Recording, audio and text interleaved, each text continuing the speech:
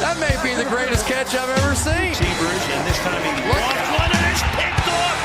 And Brady and Moss hook off great football players, showing why they're great. He's got it. 20, 10. He's got it. End zone. Touchdown Titans.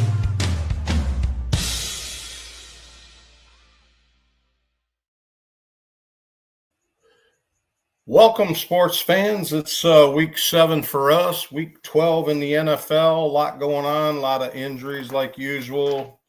A lot of unique things happening in the NFL, that's for sure. Makes for a very, very fun and exciting fantasy world if you're into fantasy football. That's why we're here. We bring you some of the latest and the greatest and a lot of the fun stuff happening in fantasy football.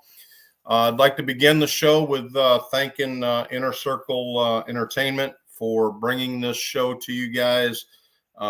Inner Circle has taken on a very large role in the upcoming 2026 fantasy sports world and the gaming world in general. They're also launching their new DFS app, which is fixing to release in January 1. We've done some pilot stuff already. We've started drafting some Devy leagues in Inner Circle, and that's been really fun this last week. I'd like to thank some of our sponsors before we get going too far. Of course, we have our premier properties, Steve and Nikki. Thank you guys so much for everything you do for the show. I'd like to thank Selective Truck Brokers out of Michigan. You guys have kind of rebirthed an old fire of mine, and under new ownership up there was a company I once owned, has been purchased. The rights have been purchased by an old employee, and has launched Selective Truck Brokers once again in 2025, and I'd like to thank them. We have also taken on a new sponsor here locally in town. I'd like to thank Norm. Norm runs the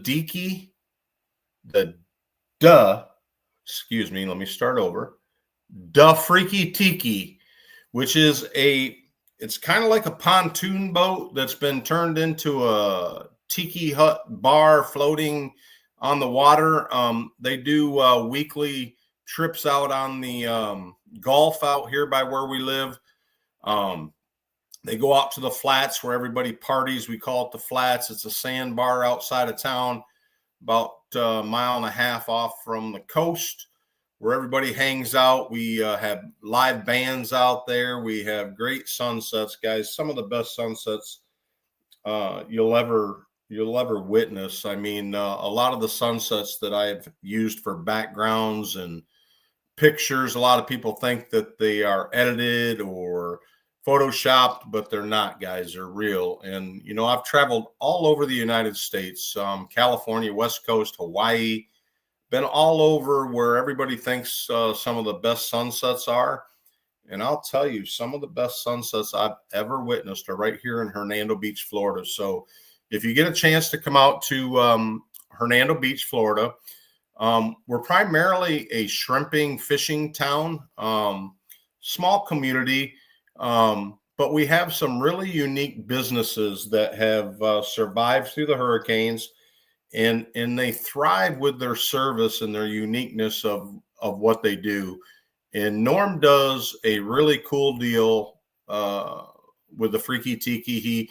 He takes folks out for sunset cruises, takes them out to the flats, lets them party a little bit. You know, you can hang out with your friends, bring your family. It's your trip. And Norm's been so pleasant and talking to, and he's going to come on the show and do an interview. We've got some other folks that are going to come on too. We have a local fishing charter that's going to start doing a little fish report for the locals here in town. So, you know, as we begin to get our identity in this podcast. It's going to be a lot of different things, guys. It's going to be real. It's going to be the everyday working man's type of channel. We're not just going to be 100% fantasy sports. We're not going to be 100%, sleeper in our leagues and promoting our leagues. We're going to live life. We're going to have fun. We are going to do a lot of different things on this show. And, our parody stuff has really taken off. We have gone through and hired a company that does all of our parodies. Excuse me, got a little cough going on. We've hired a company that is producing our parodies so that they come off as fun. They are intended to be fun. They are not intended to be dark. They are not intended to demote. They are not intended to mock. They are intended to make fun of. They are intended to enjoy, kind of like the Saturday Night Live, how everybody sat around, got stoned, and watched Saturday Night Live and had a lot of good laughs. That's what we're intending to do with our parodies. We've got a few parodies on tap, and our promotions division is putting all that together. We have a few getting ready to launch. We've already launched a couple on our iHeartRadio. They've been a hoot. They've been real fun. A lot of good feedback. All depends on how they're taken. This week we had a guy chirp up and he said, "Oh, you're using our likeness." Well, that's the point, bro. We are using your likeness because a true parody is intended to lead people to show a similarity, and that is what a parody is. So welcome to the parody community, and I think you guys are going to have fun with it. Some get offended, man. Some get pissed.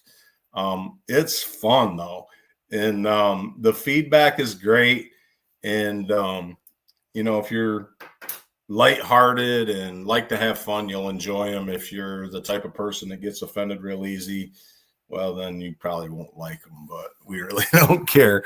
Moving on, I'd like to extend a warning for you parents. If you have underage children watching our show, there is some language that's used every now and then. We do cuss on the show a little bit.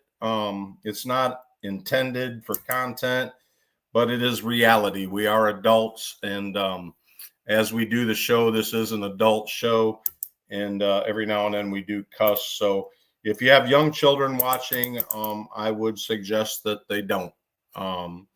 We don't want to make anybody angry. We want to offend anybody. But we are here to have fun as adults. So there is some cussing, there is some profanity. Take it to heart. It's not intended to be vicious. So if Jimbo slips up with his mouth, it's not to hurt nobody. It's just reality of an adult that likes to have a good time. So there is some cussing on the show, so take that to heart. All right, a little bit of the freaky tiki. Norm's going to come on the show soon, so that was our kind of plug. That's our new little sponsor. He's given us 2 free tickets to a cruise. So we have a giveaway that is going to be scheduled for next week with Norm live on the show. Norm's going to give away the 2 free tickets to a listener on the show and chat. So make sure you tune in next week for that. And Norm's going to give away, if you are in the Central Florida area, Tampa area, Homosassa, Crystal River, Orlando, it's worth the drive out here to Hernando Beach to check out the Freaky Tiki. It's a good time. All right, so we're going to move on. All right, guys, let's get into – I'm not going to touch a lot about what happened this last week in football because to me it was kind of a boring week in the NFL as far as I'm concerned. However, There was some exciting things that did happen. There was a few unique things that happened. And this was one of the really unique things that happened. Jimbo's Hot Takes put out a DFS Advisor alert. I attended a few practices last week to the Tampa Bay Bucks through my Tampa media group and had a great time. And what I did learn last week in practice is this guy, Sean Tuck, was a big part of the number one offense in practice. So I made a lot of notes. I did a lot of talking, did a lot of interviews. And what I came up with was a nice little Jimbo's Hot Takes. I kind of put it out there on our Discord, and some of the fortunate people that are members of our Discord and not hackers and not trolls probably made a little money if they took Jimbo's advice on Sean Tucker. I know I made a few texts to some people and alerted them on what I had learned about Sean Tucker, and sure enough, Sean went off. So I look for that to happen again this week. I did not make a practice this week. Wednesday is the great day to make practice in Tampa Bay, by the way, if you're a Bucks fan. A lot of the inside information really happens on Wednesday afternoons at 3 p.m. here in town. So those of you that took Jimbo's advice on Sean Tucker, I'm sure you made some money in DFS. I'm not so sure where Bucky Irving is. I know he's getting close. I know the injury is extremely severe. His shoulder is the biggest problem with his injury, and they are really taking their time with Bucky Irving. Everybody I've talked to in town, everybody I've talked to at the Bucks, Bucky Irving is a very big deal to the Tampa Bay Buccaneers, and they're going to do everything in their power to protect him. Does he start this week? Does he play this week? I don't know. I didn't make it to practice to get any type of beat on it. So I'm gonna give you kind of a gut feeling from what I've been seeing. With the week that Tuck had, and as healthy as White is, I don't see the pressure to play Bucky, to be honest with you. Todd Bowles is receiving some heat as a coach, primarily on the defensive side of the ball. He's really getting scrutinized, and all of a sudden Todd Bowles is in the talk of losing his job and not doing all these great things. Do I see anything in that? I do. On the defensive ball, if you look at what the Bucks have done with all the injuries they've had, and had a great start to their season, they've fallen off a little bit. I think, when Evans went down, to me, I saw a big change in Baker Mayfield. Baker Mayfield really seems like the wind came out of his sail. Like when Evans went down, it was like Baker hasn't been the same since. Now, Baker's got some injuries of his own, but this is a tough dude, man. I mean, when you meet Baker Mayfield in person, which I have a couple times, this guy he's tough. He's a smart ass. He's arrogant, but yet he's really come a long way from his Cleveland Brown days. He's really level. He's intense. The guy has got a great heart. He's a great leader of men. He's a great locker room guy. I think they kind of get the grip on things. They've struggled so bad with the injuries, and I'm so tired of making excuses for them because of it. But they're going to just have to win. They got to find a way to win. In last week against the Bills, I personally didn't think they'd win the game. I thought it would be a little bit closer battle back and forth. It was a great game to watch. It was one of the best games in the NFL to view last week. But the Bucky Irving and the Sean Tuck and the White situation. Who do you play? Who do you not play?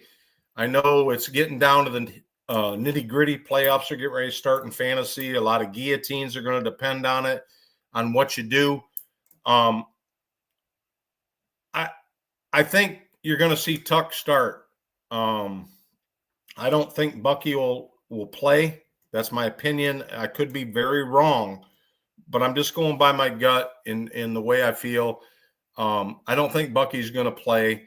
I think Tuck will start. I think White will play the third down in the passing game. And I think Todd Bowles is going to want to see what Sean Tucker can really do, and try to preserve, Bucky for a playoff run. I think the same as with Godwin. I think the same as, we're supposed to be getting Evans back in December, mid-December. I think they're going to just try to sit back and preserve these guys if they can, stay in the hunt and stay steady, win some games, get ready for the playoffs. I think they'll make a strong playoff run if everybody's healthy and in the game. So with that said, we'll move off the Bucs. Enough of the Bucs. You got Mbuka there. He's there. Tez sucked this week. He did not have a good game. He was really not in the scheme all week. It was a run scheme to begin with in practice, and they played it out as a run scheme, and that's what they did. Everybody's been kind of running over Buffalo. Sean Tucker definitely did that, but it wasn't enough alone to beat the Bills. So great effort, but it didn't happen. So Bucky had 21 touches, 140 yards, and 3 TDs. Pretty good for not having played that much this year. So I look for him to start this week. That's my take on that. All right, let's move on from the Bucs. All right, let's talk a little bit about what's happening with some injuries, what's happening with some suspensions. Between the injuries in the NFL this year and the spitting on people has become pathetic to me. All right, so you got this guy. It wasn't real clear what happened. It really looked bad for Ramsey. Ramsey looked like he just went off on Chase. Looked like they had a little bit of heated deal, but if you look at the replay before the spit part, if you just look at the replay and you look at what happened in the game, kind of, live tape, it looked like Ramsey was the asshole in the deal, right? Looks like Ramsey being Ramsey. Ramsey's a arrogant, cocky defensive back. And you got Chase out there who's struggling this year. He's without his quarterback, and he's been through some stuff. He's not having all that great a year. However, he is in the top 5 in receiving, but he's not having a Chase year, and he knows that, Cincinnati's not going anywhere this year. He knows that. So I'm sure he's frustrated. Not to mention, if you look at a lot of the tape of that game, you go back and watch it, Ramsey pretty much, had him covered. But when you go back and you look at the interview, and this cat sits there and says, I don't spit on nobody. And then you go back and you look at the tape, it's clearly this dude spit on somebody. So I don't know what it is with these guys having to spit on one another in the football, but it sure as hell makes it rough for a fantasy guy that's getting ready for the playoffs, that's in the middle of a guillotine week, and they ain't got Chase. This guy went number 1, number 2, number 3, number 5 in everybody's drafts this week or this year, right? Everybody. And here it is, the money week in guillotine, and this asshole ain't even going to play. So I know there's a lot of fantasy guys out there wishing that saliva wasn't part of the program, but it is. And the NFL is suspending people for spitting, and this guy got busted, and, he sits there and quotes that he didn't spit on nobody. So Jamar Chase is not looking real cool this week as far as I'm concerned. So I still think that between Higgins and the number 3 guy, I can't pronounce his name, Lovis, I look for that kid to have a good game. So, already he's been making noise as a number 3. I don't really think they're going to miss Chase in the passing game this week, to be honest with you. And so I know a lot of fantasy owners are going to miss him. But anyway, so enough of Chase and his Pinocchio nose of trying to say he didn't spit on nobody when it's all over the film and all over the world that he did. And you fantasy owners that got Chase, you better find somebody to replace him because he ain't playing this week. All righty. So we're going to move on. And let's step up into this. This has kind of been a unique conversation this year. If you look back at the ADPs of the drafts for this year and you look at where guys were drafted, okay? All right, so here's the top 5 after week 11. You got Jonathan Taylor, who's coming off a bye this week. He's leading the NFL in rushing. You got James Cook, who I am finally, Scotty, a believer of James Cook. Thanks to you and Sean. I am educated, and I do think he's a top 2-round pick in a redraft league or a dynasty league startup. He is worth a 2nd-round pick. He's not worth a 1st-round pick, but he is worth a 2nd-round pick. So I didn't believe that going into this year, but I am now. The guy's a good running back. He's number 2 right now. And then you got Achane, which, going into the draft this year in the offseason, I had high hopes for Achane, but I wasn't convinced that his size and, his durability would be there. The beginning of the year, the durability thing kind of played up and said, oh, I'm glad I didn't take Achane. It's kind of like the old Deebo Samuel days when you didn't have Deebo on your team and you're getting spanked for 40 points on a fantasy weekend. Achane's doing the same damn thing, okay? He's spanking everybody for 30, 40 points, and he's healthy right now. So, kudos to Achane. I don't have a whole lot of stock in him in fantasy. I probably got him in maybe 6 leagues out of 100 and some odd leagues that I have. But I will definitely be looking to try to trade for him. I'll definitely, in any startups, I'll probably have a little more stock in Achane. So Achane's number 3. This guy, okay, the next two. Both these guys get sent to the curb by their past team. Dallas said, okay, we're moving off of Rico. You ain't worth what you want. You're not worth the money. Same with Williams. Denver says, Sean Payton says, you ain't worth a shit. You're out of here. In fact, didn't even play him when the guy was healthy after his injuries. Didn't even give the guy a chance, in my book, to prove to him. So that had to be some type of personality conflict. Had to be. Because this cat is running the football and he is scoring fantasy points. And if you have either one of these two on your team, Rico got real lucky with the Hubbard injury, or he might not even have seen the playing time that he's got. So if Hubbard wouldn't have got hurt, not so sure Dodal stock would be where it's at. I don't think even at this point he would have the opportunity to be the number 1. However, he proved that he is a number 1. He proved that he was a running back that he was in 2024 at Dallas. And same with Williams. Williams has proved at Dallas that Denver and Sean Payton screwed up. In my book, if they had kept Williams, there would have been no need for the Dobbins, who is always injured. And to me, Williams is twice the running back with what he's shown at Dallas than Dobbins is, who is getting hurt every other month. So I really like it for Rico. I really like it for Williams to see them on this list. If you were to ask any, degenerate fantasy football player, hey, guys, where do you put these two?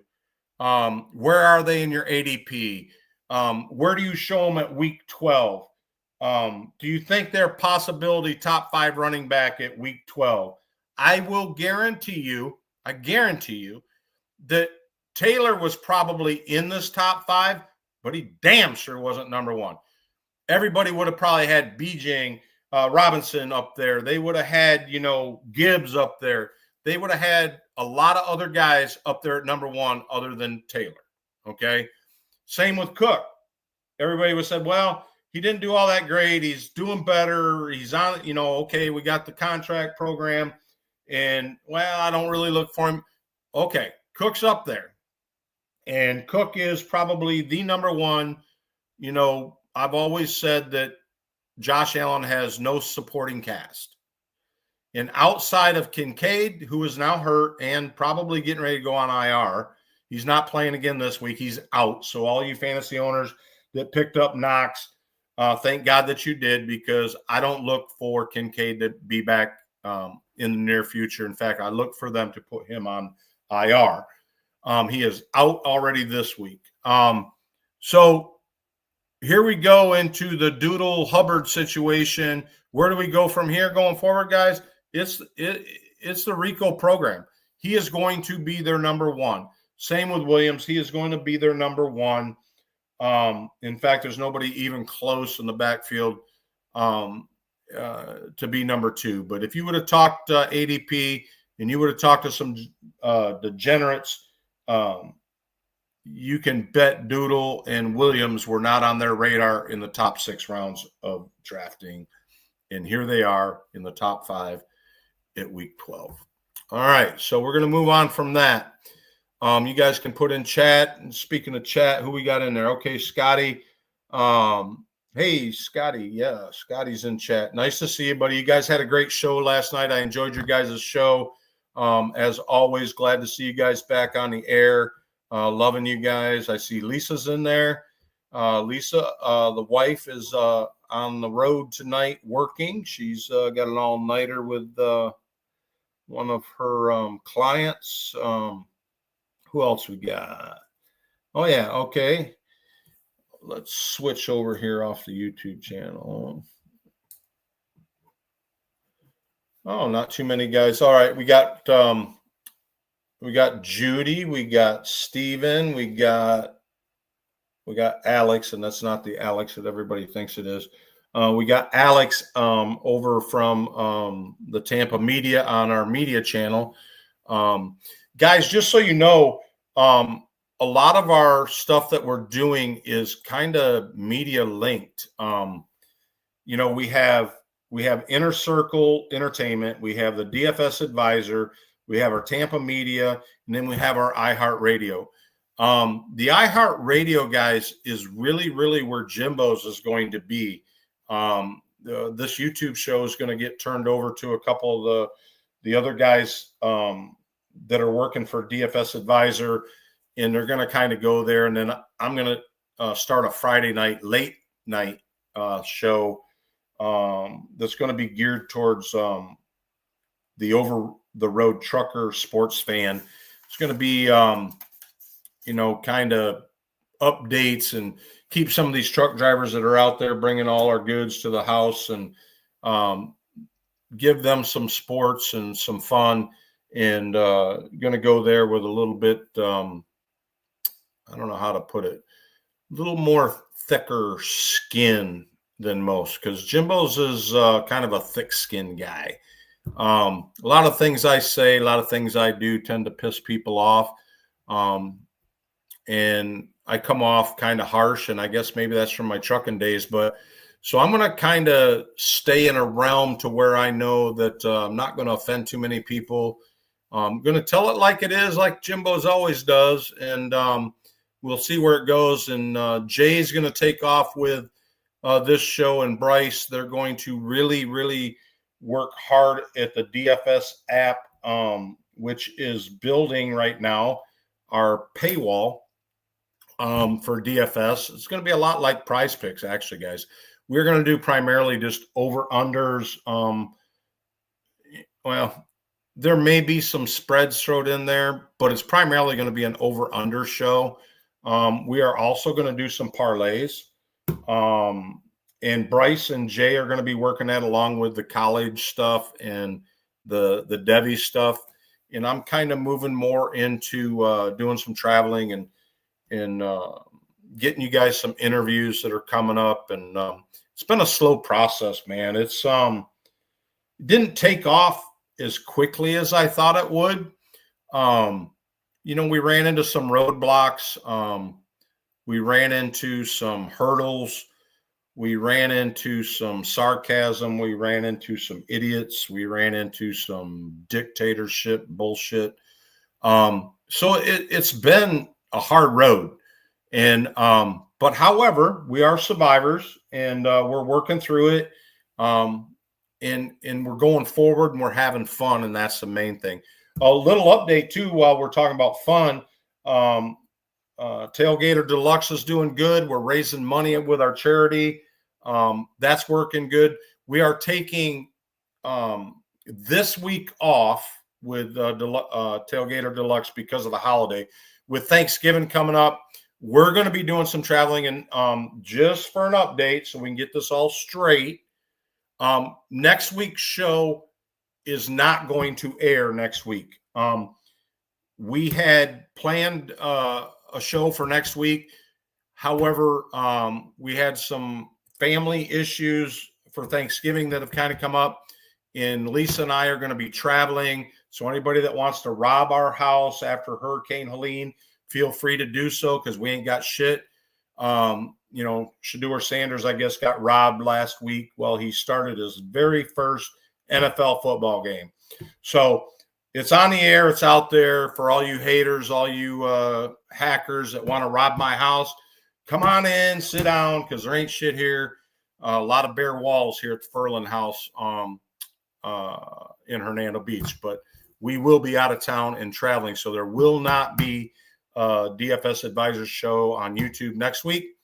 We are traveling. So happy Thanksgiving to everybody next week. I hope you all have safe travels. Enjoy your football. Enjoy your family. I know family is so important to a lot of people. Had a buddy call me last night, and here we go. We're getting on the reality thing and off of football, but had a good friend, ex-truck driver that used to work for me. He's here local in town. He lives in Spring Hill. His name's Andrew. And Andrew is this big, heavy-set dude, kind of like a cuddle bear, type of guy. Teddy bear, heart, very nice. If you look at him, he's bald, kind of like you, Scotty, bald, but yet type of guy you wouldn't necessarily mess with, right? You'd think he's real mean, and he's a New Yorker. But Saturday, Andrew lost his wife of 38 years. She died Saturday, and Andrew texted me last night and said, Jimmy, I just want to let you know my wife passed away on Saturday. So as much of stuff as we all have going on this time of year with the holidays coming, Thanksgiving right around the corner, my heart goes out to Andrew. Our prayers are up to Andrew. Andrew, if you're listening, we love you, brother, and we're praying for you, and we'll be there for you. So, this time of year, family is big. We mourn the loss of, loved ones that we've lost and aren't with us for the holidays. For some, it's a rough time, but for others, it's a great time to watch football. And I'm sure the Lions are playing, and I'm sure everybody back up in Michigan will be loving that. All right, so we're going to move off of that, and we're going to talk about this dude. This dude, to me, is the number one defensive badass in the NFL. All right, what sucks about everything for Myles Garrett is this guy busts his ass. He sets records week in and week out. If you play in any IDP leagues, he is the leading scorer in all of fantasy football. I mean, this guy scores 49, 59, 60 points a game playing defense. So any of you IDP guys, if you don't have Myles Garrett, I'd be looking to move off from guys like, now this is IDP. I would definitely move off guys like, Justin Jefferson. I'd be moving off of Josh Allen. If you are in an IDP league, don't be afraid to get rid of some of these offensive guys that have been big points getters and breadwinners, because this guy is a terrorist. He is a defensive terrorist, and he is setting records. This dude is terrorizing. Now, okay, so you look at it and you say, all right, who's close? Crosby. Crosby's the only one that's close. But if you look at the stats, okay, all right, let's just talk fantasy points. Week 1, we're talking Garrett right now. Week 1, 33 points. Week 2, 22 points. Week 3, 14. Week 4, 8 points. Week 5, 6 points. Week 6, 2 points. 6 points, 2 points. And then week 7, 16 points. Check this out. Week 8 against New England, 60 fantasy points. I don't even think Chase, maybe. I think the highest I've ever seen Chase gets 50. But Myles Garrett had 60 fantasy points in week 8 against New England. He was on a bye in week 9. Week 10 against the Jets, 16. In week 11 against Baltimore, 49 points. So if you're in an IDP league, I'm telling you guys, this is your stud. Pick him up. Don't be afraid to trade some big offensive name that you don't ever want to get off from. Get Myles Garrett on your team if you want to win some IDP leagues. The bad part about this is I feel so sorry for this guy. He busts his ass. He sets records. He has all these great games, and the team just can't win. You can't win. So how exhausting, how down of a feeling is it to bust your ass like this cat busts his ass, and you can't even get a goddamn win out of the deal? I mean, it's just crazy to watch. But Myles Garrett is making a name for himself. He's definitely a future Hall of Famer. He's definitely worth the money the Browns spent. And I don't look for him to be leaving the Browns anytime soon. So, but wanted to send a shout out to Myles Garrett. He's playing great football. 25.5 sacks, getting ready to set some records. So Cat's playing great football. So anybody that's got an offense going against these guys, look for your quarterback to lose you some points along the way, because he's going to get sacked one way or the other. So enough of Myles Garrett. We're going to move off of that. We are getting into college football. We got some big things coming up in college football. A lot of these mainstays are still winning. A lot of things haven't changed at the top. Ohio State, Indiana, Texas A&M, Georgia, Ole Miss, Oregon. Oh, man, my Oklahoma Sooners moved up. Notre Dame, okay, that's one to watch, guys. That's a good one. Alabama dropped back a little bit. And Vandy is kind of the Cinderella story. And I'm going to stop at the Miami Hurricanes only for you, Jay. Guys, I think this is going to be a real close version of what the top 12 for the bracket's going to be. A couple teams that could sneak their way in there, maybe Michigan, maybe USC. I just don't think Tennessee's going to make it happen.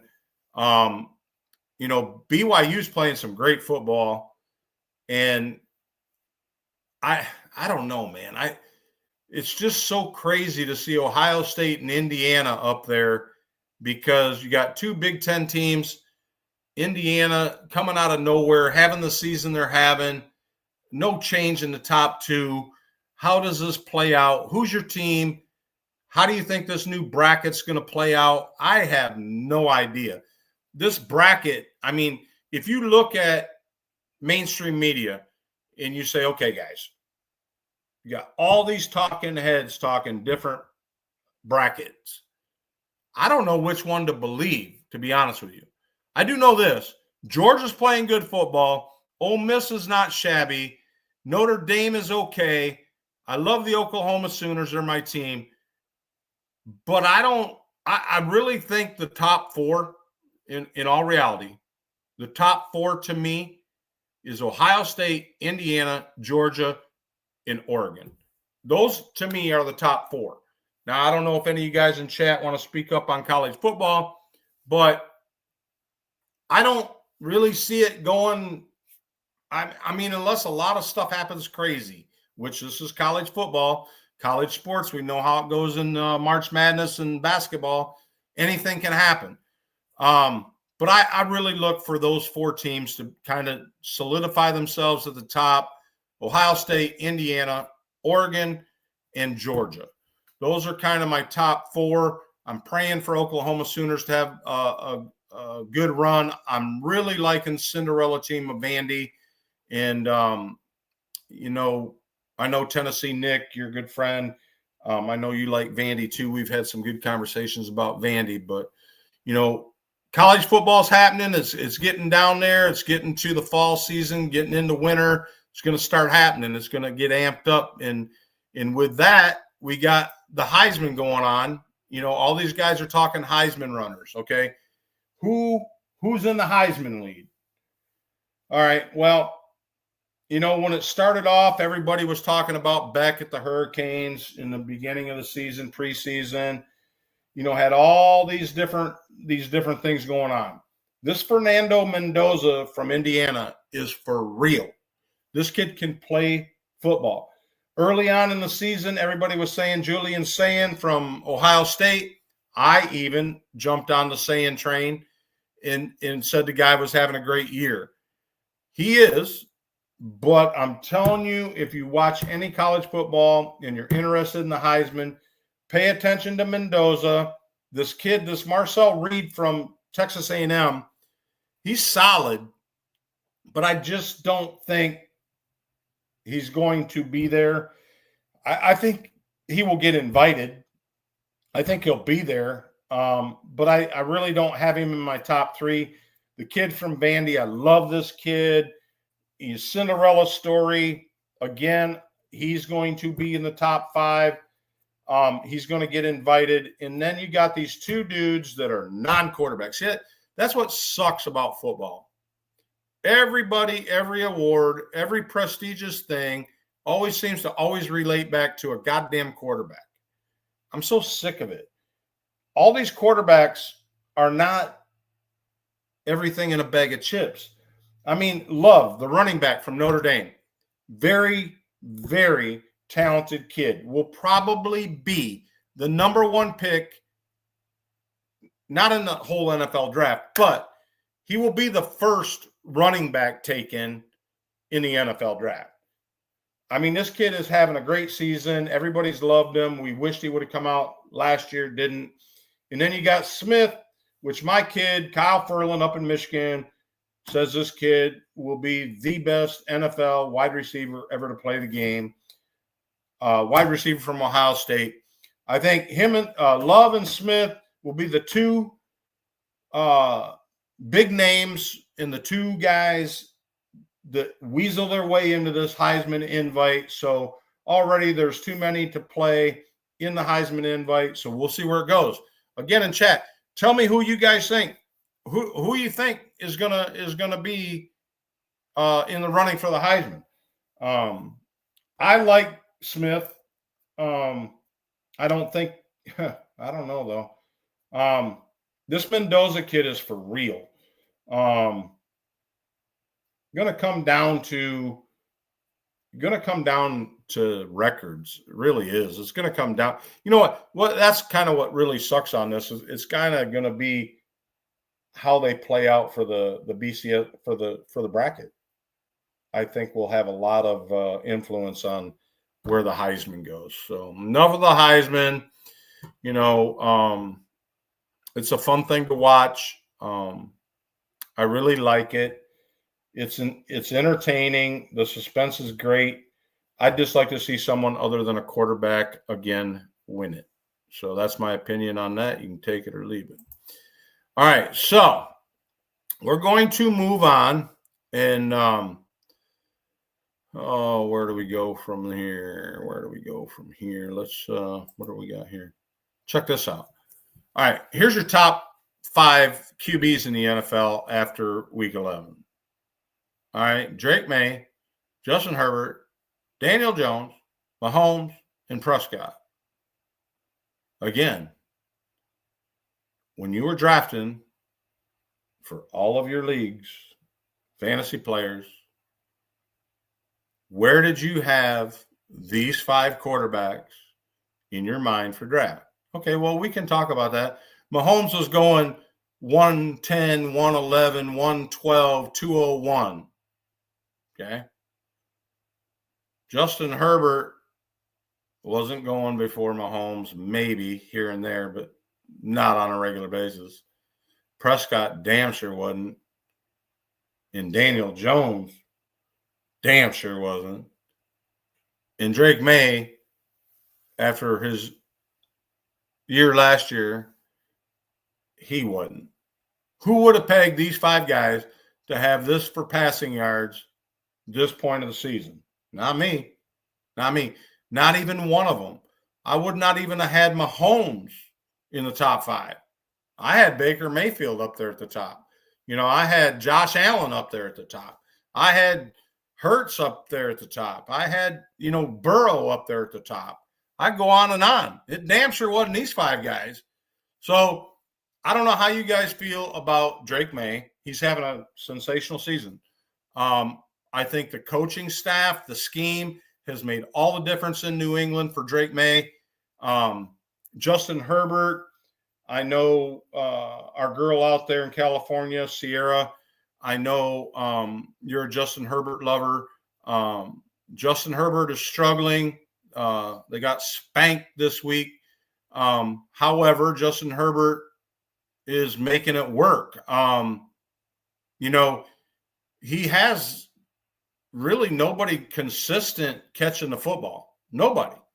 I mean, you can look at everybody he's got for receivers. Keenan Allen. You can look at Harris. You can look at, everybody had Harris being a great addition. I just don't see how he's number 2. I really don't. Outside of Gaston, tight end, helping him out, Justin Herbert, with that amount of yardage, just blows me away. Daniel Jones, same thing. Okay, nobody had Daniel Jones pegged to be having this type of yardage this time of the season, week 12. Nobody. Okay, so what do you account this to? Let's just talk about the Jones thing for a minute. Do you account it to offensive line? Do you account it to Daniel Jones just all of a sudden became a great quarterback? Do you account it to they got great wide receivers in Indianapolis? I think the only thing you can contribute it to is that Daniel Jones finally has found a home, is comfortable within his own skin, and has confidence. But I would attribute it to 100% the offensive line. You put that type of offensive line in front of Daniel Jones, and he's going to be successful. Did I think he'd have this kind of yardage this time of year? Nope, not at all. Prescott. Okay, Prescott coming off injury.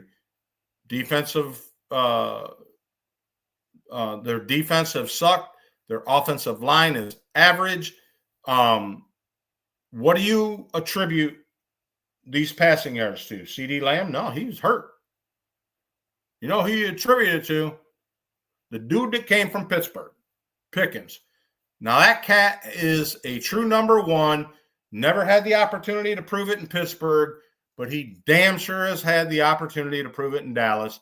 And Pickens is a true number 1 wide receiver. So Prescott's playing around with 2 number 1s. I always loved Pickens. I don't know what it was, but as things wound down with the time at the Steelers, kind of got down on Pickens. I had a Jimbo's hot takes way in the offseason that Pickens was going to go to Dallas.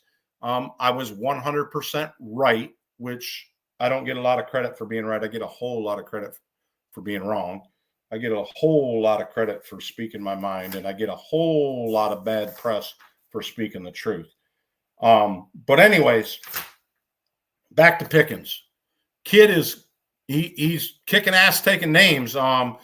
He's really kind of equaled out with CeeDee Lamb as far as that goes. So this is where Prescott's making his name. He's making it off from Pickens. I don't give a shit what Lamb's doing.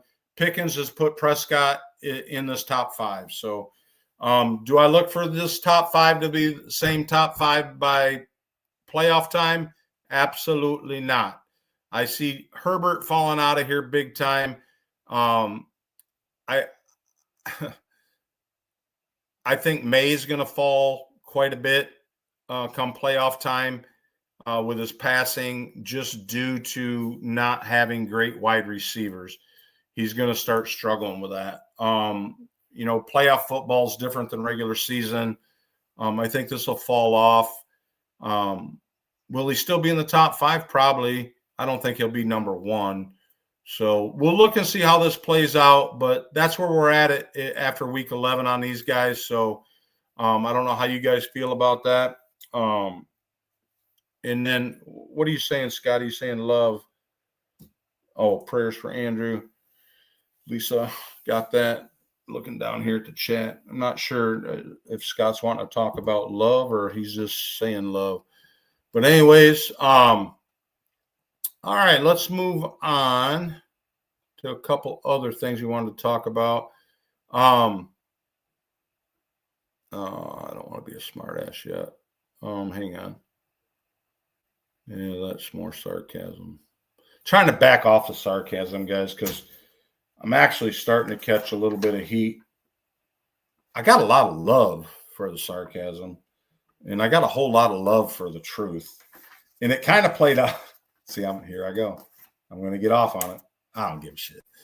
Yeah, that's why I'm getting screwed out of 9 dynasty leagues and 5 or 6 other leagues. But you guys ever been screwed by a commish to where you actually got kicked out of a league, or they let you stay, but they change the rules for you, or they mute you in chat, or they don't allow you to talk. They don't allow you, they can talk about you, but you can't get back and say and talk. Well, it was really funny. I got to do this. I'm going to get kicked out of another fucking league. Anyways, check this out. I'm going to do it. I don't care. I've already been screwed and fucking lost all my money anyways because the guy wants to steal from me. But I'm in this league, right? And it's not the big league that's the big problem, but it's a whole different league, but the same commissioner. And I could show you screenshots, but I won't. Anyways, in this league, right? And for you guys that like to speak your mind in fantasy sports and in your leagues in fantasy football, and you know how commissioners tend to, try to silence you or try to calm you down or try to say you're disruptive or you can't say this, you can't say that. It wasn't me this time. It wasn't Jimbo. It was a whole nother dude. And it was so funny because we're in this league and this one cat is like making all these trades. Typical guy that takes on a orphan and just starts losing, right? And decides, you know what? I'm just going to trade everything away. I don't give a shit. So this guy starts trading all these whacked out trades. Some are good, some are wild, some are, whoa, where'd that come from? And all of a sudden people start thinking there's collusion going on. And anyways, long story short, this one dude speaks up and says, oh, this is collusion. This trade is bullshit. And on. Gets all this shit started, right? Well, everybody's screaming for the commissioner to get involved. Well, the commissioner is busy. He's got a job. He's got 2 jobs. He's a busy guy. And for any of you that know him, he's always preaching how busy he is and nobody else is busy. But anyway, same commissioner. So I'm sitting back watching this thinking, man, this is typical Jimbo's bullshit. But I'm watching. And pretty soon it all starts going down. And this guy starts getting slayed. This guy starts getting silenced. This guy starts getting put down. This guy starts getting, you can't do this in this league. And we're going to remove you. And we're going to kick you out. And da-da-da-da-da. So right away, you know me, I got to chime in. So I chime in. I had to. Couldn't resist.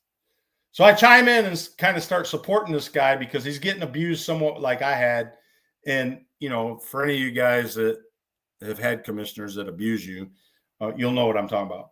And so anyways, sure enough, right away, this commissioner puts out a 7-paragraph bullshit thing on Jimbo's, just like he has in all the other leagues, to try to get people to think that I'm the villain.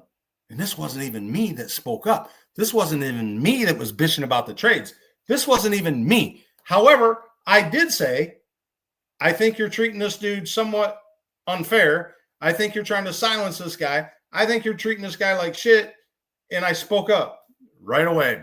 Mute button. Jimbo's gets muted. Jimbo's gets muted. Can't talk. Just like I have in 100 other leagues with this guy. Changes the rules in leagues. Steals my money. Cancels me out of 9 dynasty leagues. Takes my money. He's getting ready to do the same thing with this dude, right? Everybody's trying to get this guy to calm down. All the other players. You know how it is. They all kind of team up. They all kind of say, okay, that's enough. Can't talk no more. And this guy had a good point. He wrote it kind of hard, kind of like me. Spoke his mind. But what pissed him off, same thing that's always pissed me off. Why can't you pay the same goddamn fee to play in a fantasy football league as these guys? The ones that are commissioners that are in the leagues, you pay the same goddamn fee. Okay, so you're the commissioner, you're running it, it's your league. But we're all equal. We all pay the same fee to play the game. So we all have a right to speak. And for a commissioner or another player to stand up and say a guy doesn't have a right to speak is bullshit. It's just plain bullshit. Now, I get it if you start going overboard, but this guy didn't go overboard. He just was pissed. And he was speaking his mind. And he'd been trying to get the commissioner to show up in the league for 3 goddamn days to deal with it. 3 days. This guy's busy. In fact, he's real busy because he runs all these other leagues that are way more important than this other league. And everybody knew that. And so when he got called out on it, he didn't like it. So what's he do? Just like he's always done, he starts taking it out on people. And people start getting muted. People start getting threatened to get, taken out. A couple other guys wanted to take this guy out of the league. Kick him out. I'm thinking, oh, my God, here we go. Now that the commissioner's going to see he's got support, he'd probably kick him out. You know what this commissioner did? He spun this shit around and says, he's not the one that needs to be removed. You know who he was talking about? He talking about me. He talking about me because I supported this guy. But anyways, let's move on from that. But you know me, I've always got to throw it in there. And guys, I'm probably going to till the end of the year. I really, really am, because I got screwed out of a lot of money. I mean, we're up over $500 this cat stole from me. I mean, we're talking 2026 fees, 2027 fees. He's changing the rules in leagues to where other guys can do what they want to do. And it's just crazy. But I've kind of wrote it off, and we're dealing with it on the side. But all right, let's get into something fun. Enough of that guy. But anyways, I just thought it was funny that somebody else got the same treatment as I did from the same guy. Kind of setting a trend. All right, let's do this. Everybody likes this. Jimbo's hot takes. We got some hot takes that are coming up. We all know about Thursday Night Football is tomorrow. And we always like to kind of preview it. Anyway, It's funny. We kind of like to preview Thursday Night Football, beginning of the end. An inside joke. But anyways, here we go. Let's check this out. All right. So, thanks to our friends at Prize Picks, they got Josh Allen for 224.5 pass yards. Davis Mills is starting for Stroud. Stroud's out again this week with concussion protocol. These are your two quarterbacks in tomorrow's game. Houston's got a great defense, great defensive line. I don't look for Josh Allen to run the football as he did against last week. However, does he get 224 yards passing? Probably. He's got some upgrades at wide receiver. And he's got some downgrade at tight end.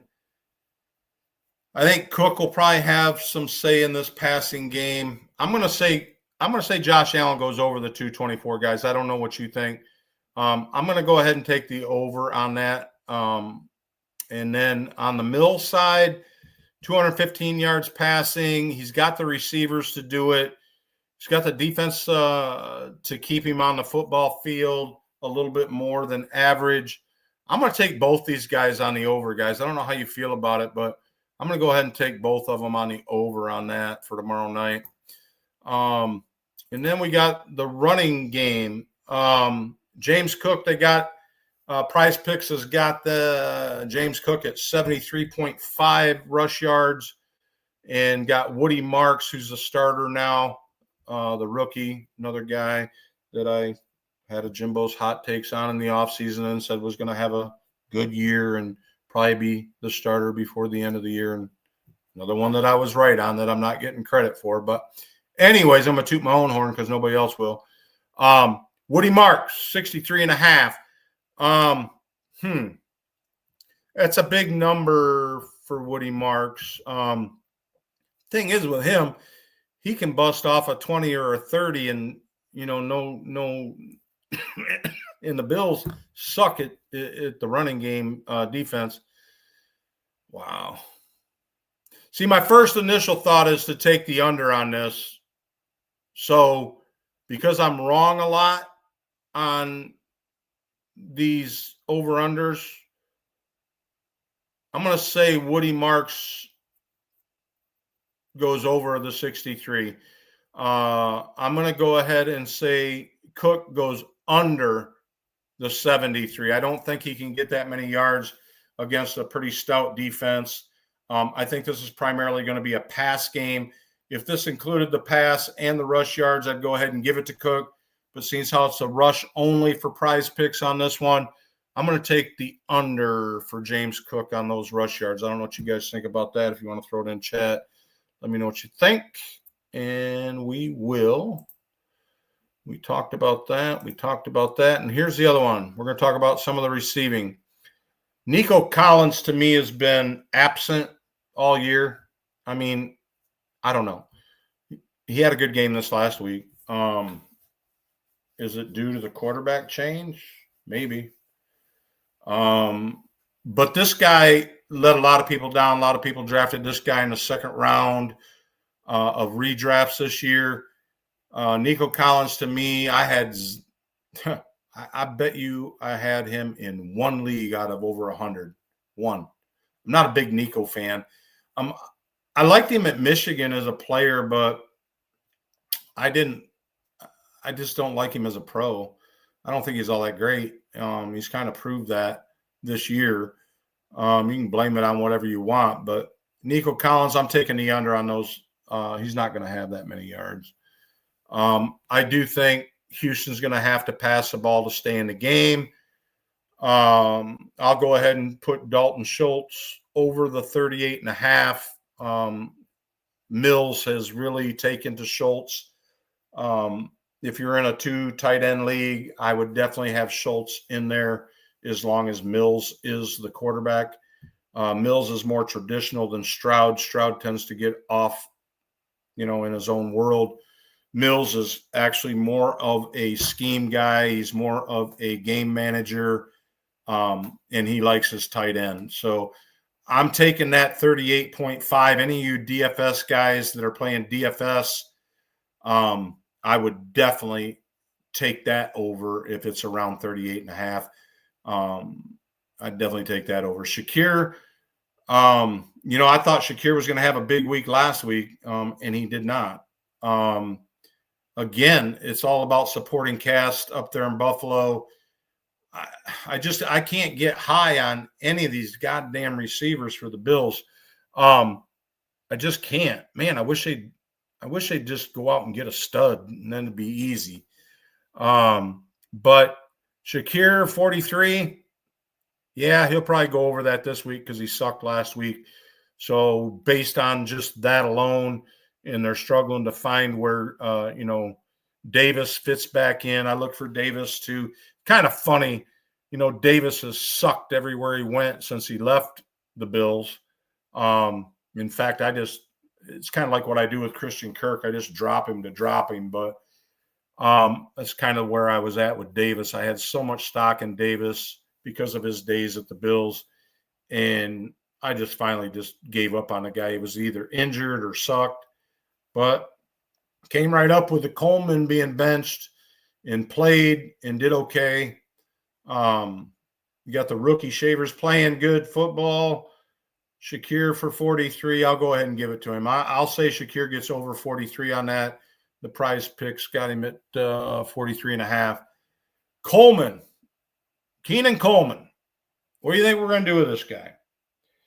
Do you think it is an attitude thing? You think it's this guy just doesn't have any maturity yet?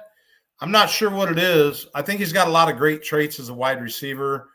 I think at times he's clicked with Josh Allen. If he plays in the game, and he doesn't get benched or he doesn't get hurt and he starts, which I don't know if he will or not. He might. The rookie had a good week last week. Davis had a good week. If he starts and isn't benched, I'm going to go ahead and give Coleman that over the 22.5. But if he's benched, obviously it ain't happening. But that's an intriguing bet, especially on a DFS parlay. That's a tricky one. Keenan Coleman, attitude. I don't know. What do you guys think? You think Coleman's going to play enough snaps to get 22.5? I'm going to say yes. I'll go ahead and take that, and we'll move on. So those are Jimbo's hot takes for this week's Thursday night game. There's a few things I needed to talk about coming up. What were they? The news with me. Oh, here it is. All right, here's what's happening, guys. Got a lot of things going on.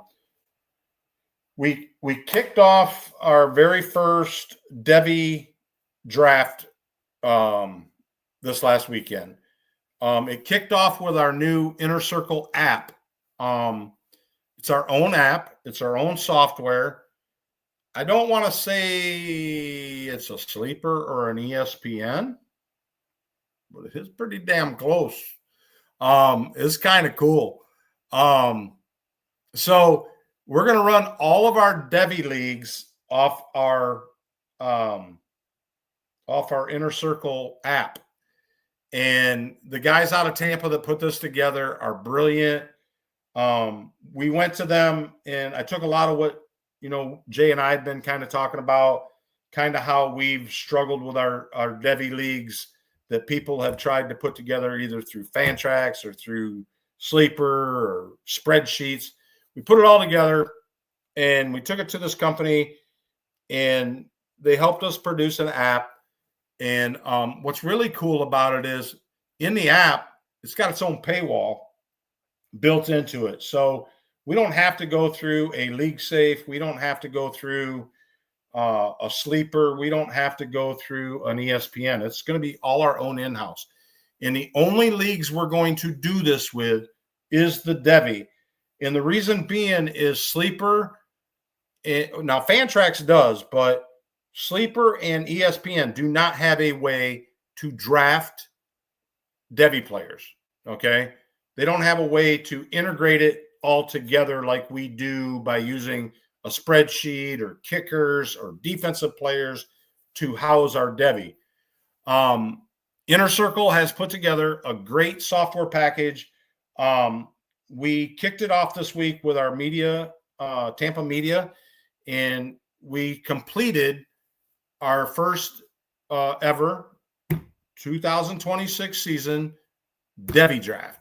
And it went super cool, guys. I can't even tell you how smooth it was. We had no glitches. It was great. We had a great turnout. It was invite only and primarily was all of the Devy leagues that I've been involved in for the last 10 years. And a lot of good college spirit. A lot of people from North Carolina are in that league. A lot of people from Michigan, a lot of people from Nebraska, and a lot of people from Oklahoma, Midwest. We got some guys from New York, upstate New York, that are in it from up around the Syracuse area. And we had a great time with it, man. It took a lot of time to put it together. But everybody was really, really ecstatic about it when it was over and done. So I'm really looking forward to kicking this off with the public. Again, you are only going to be able to get in our Devy leagues and into our Inner Circle leagues through invite only and through our Inner Circle app. All of our leagues are going to go through there. However, all of our other leagues are all going to be through Sleeper, okay, and are all going to be through League Safe. So that'll be very mainstream. We're only going to get off kilt a little bit with the Inner Circle stuff to where we're going to use our paywall and our software. We have a weekly thing that's going to be a DFS driven thing, to where the leagues are going to be only weekly. So you'll draft a draft every week. You're going to have 5 new players on your team. And that's going to be a DFS style league that'll also go through our Inner Circle app and our Inner Circle paywall. Those will be the only 2 formats that are going to go through that platform. The rest of them will all be Sleepers. So we're looking to kick that off. The regular stuff with Sleeper and League Safe, all of our Inner Circle leagues will be kicking off probably mid-December, late December, and then balls to the wall January 1. And then the Tampa media stuff is going great, guys, just like I anticipated, meeting lots of cool people. Been real fun. We'll be bringing you guys into that. Stay plugged in. I mean, I don't have the followers. I don't have the backing that a lot of other people have. Over time, we'll see how that goes. What I am relying on is the people that are sponsoring me, the people that believe in me, the people that know me, the people that truly know who Jimmy is. Those are the ones that are important. And what's really been cool is they're backing me financially. They're backing me. They're backing me AIT. They're backing me legally. That's probably been the biggest blessing, is they're backing me legally. They've helped me put a structure together that's going to succeed. And so we're starting grassroots, and I'm excited about that. And, you know, we talk football, we talk basketball. The basketball's been great too. I don't know if you guys have been playing this lock-in stuff with Sleeper with basketball, but it's a riot. I never had so much fun other than doing these pirate leagues, which I'm getting screwed on that deal right now too. But anyway, the pirate leagues are cool. We will have a pirate league in Inner Circle going on this. You know, I know I'm all over the place, guys, but I guess what I'm trying to say is we all play fantasy sports, and I could sit here and break down all of last week's games. I could sit down and break down trades. I could sit down and break down all this other stuff. But what I'm trying to do, what Jimbo's is truly trying to do, is I'm trying to put something in place that represents the name Inner Circle Entertainment, Inner Circle Gaming. I want to have a group of people that want to have fun. I don't want to have a bunch of leagues that are doing all these big collective pots to where I'm raking off the top, trying to make a living off it. That ain't what I'm here for. I could give a shit less about that. What I want to do is I want to be involved in sports. I want to get out and do a lot of things, bring it back to the community, bring it back. I want to talk to real people in the community. I want to have real sponsors. I want to, I want to sit back in an office or in a dark room or in a green room and never get out and meet people. For Christ's sake, we had a great deal out in Vegas, and the guy that runs the shit couldn't even show up. What a letdown. Anyway, I want to be there for the players that play in our leagues. I want to be there for the fantasy community. And as long as we're talking about fantasy community, let's talk about this again. We're going to talk about it every day until July. This, guys, is going to be a great deal. This Fantasy Football Expo is great stuff. You say, okay, Jimmy, what's that got to do with me, the average fantasy football player?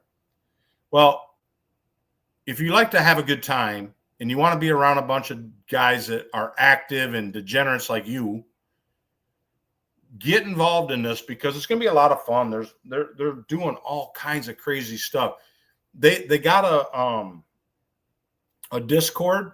Get on the Fantasy Expo Discord, follow it, stay tuned in, and be in Canton in July. Take your vacation, schedule it for that. Tell the wife you're taking a plane trip and you're going to a football game or something. But show up in Canton. I know a lot of us are headed up that way. We're going to have some booths. We're going to have some merchandise. We're going to talk about and get you guys involved in stuff. This just isn't pay your league fee and let me steal your money type of shit. But this will be a lot of fun. So keep this in mind. Fantasy Football Expo. It's going to be great stuff. All right. So back to where I was ranting. What was I ranting about? Probably nothing worth a shit. Oh, check this out. Who do you think the top 5 wide receivers are as of right now? Who do you think they are? You guys know? Check this out. JSN, Pickens, Chase, Puka, in London. That's after week 11. All right. We had a lot of high hopes for JSN. I can go ahead and go with that. I think that's a lot of yards for a quarterback that he has, but they're playing good football. I think Darnold's doing a wonderful job. He sucked last week. He lost me a lot of fantasy leagues, but okay. So Pickens, we talked a little bit about Pickens earlier. Did you guys have Pickens at number 2? I didn't have Pickens at number 2. Of course, I thought he'd probably be on the Pittsburgh Steelers team until I made my hot take and said he'd be on Dallas. Did I think moving to Dallas would make that much difference? Hell no. So tell me what you guys think about this top 5. We definitely had Chase in there. To be honest with you, I think Chase is lucky to be in that top 5 with everything that they've gone through in Cincinnati this year with the quarterback injuries. And now the spitting trauma will probably drop him out of that top 5. Well, I don't know. London's hurt too, so London's not going to play. So they're both going to drop out of the top 5. So it'd be interesting to see who fills those 2 spots. It's not going to be Chase and it's not going to be London.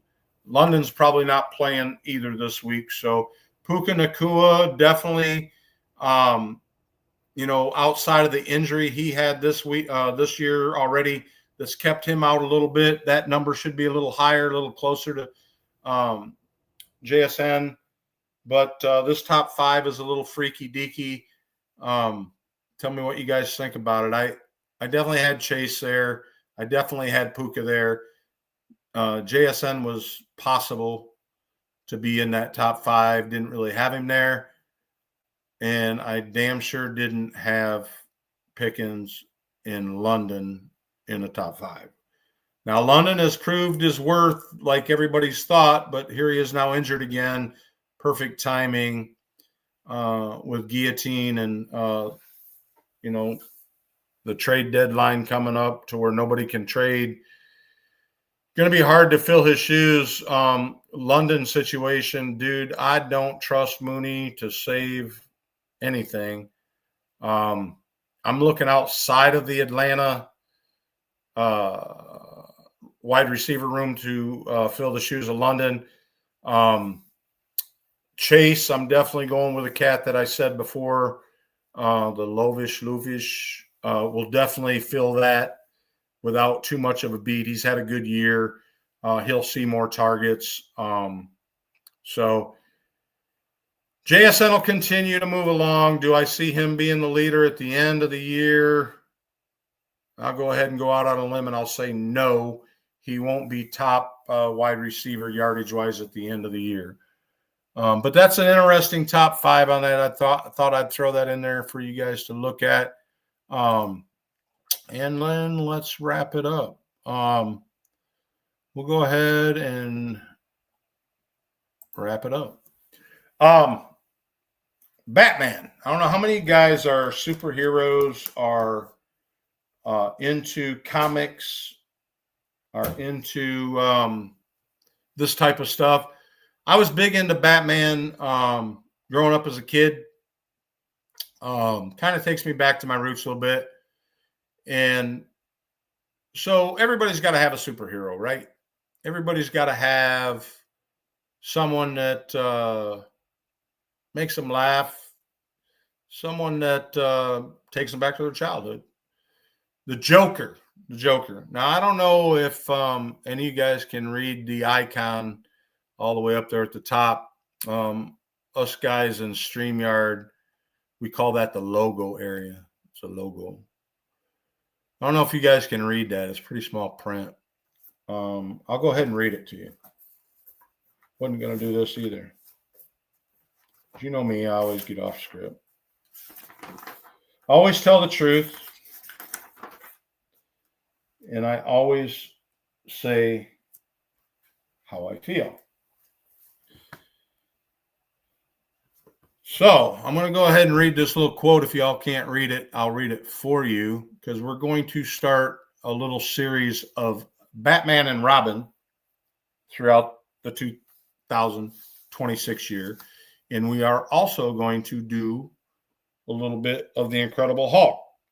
2 of my favorites growing up as a kid. The little quote up there at the logo for you guys is, when you stand up and speak the truth, you don't just make noise. You make enemies. Truth shakes comfort. I'm going to read it one more time. When you stand up and speak the truth, you don't just make noise. You make enemies. Truth shakes comfort. Nothing further than the truth from Batman and the Joker.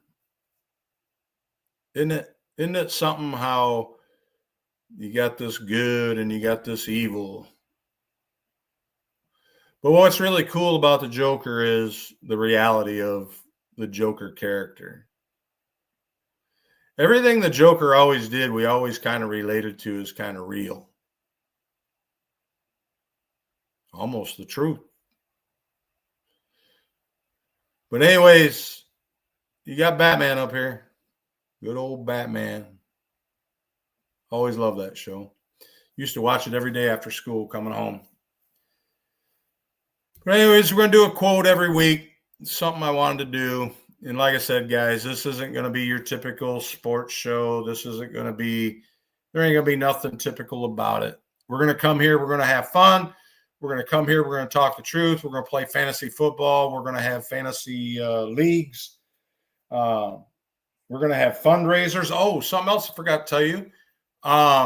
We have a musician that is going to start taking part in the show. He has dedicated some of his music, some of his videos to us.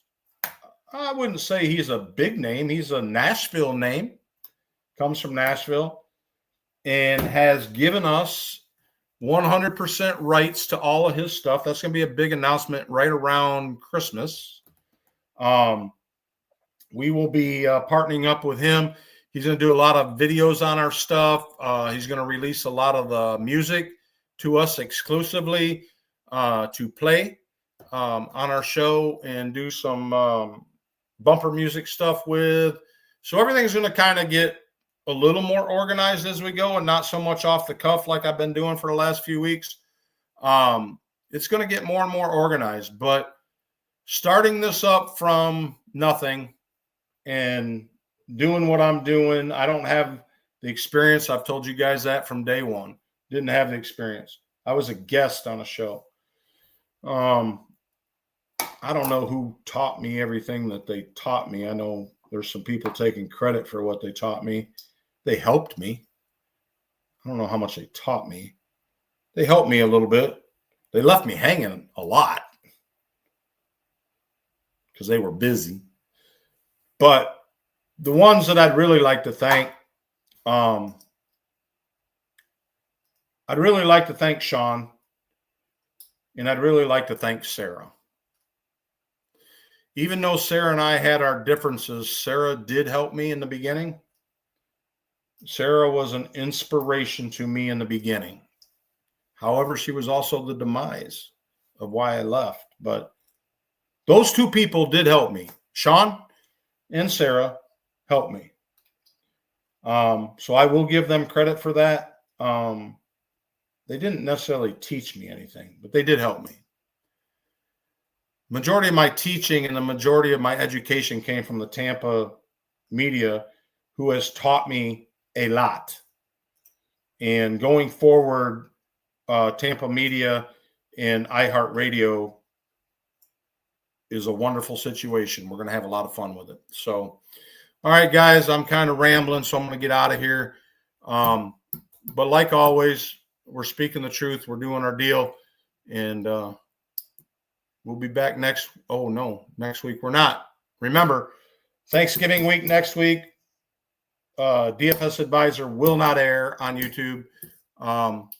And we will be back the following week after Thanksgiving. So everybody have a great holiday. Safe travels, whether you're flying, driving, boating, whatever you're doing. Don't drink and drive. And enjoy your football. And good luck in all your fantasy leagues. And vet your commissioners going into 2026. Y'all have a good week. Love you. See you. Bye.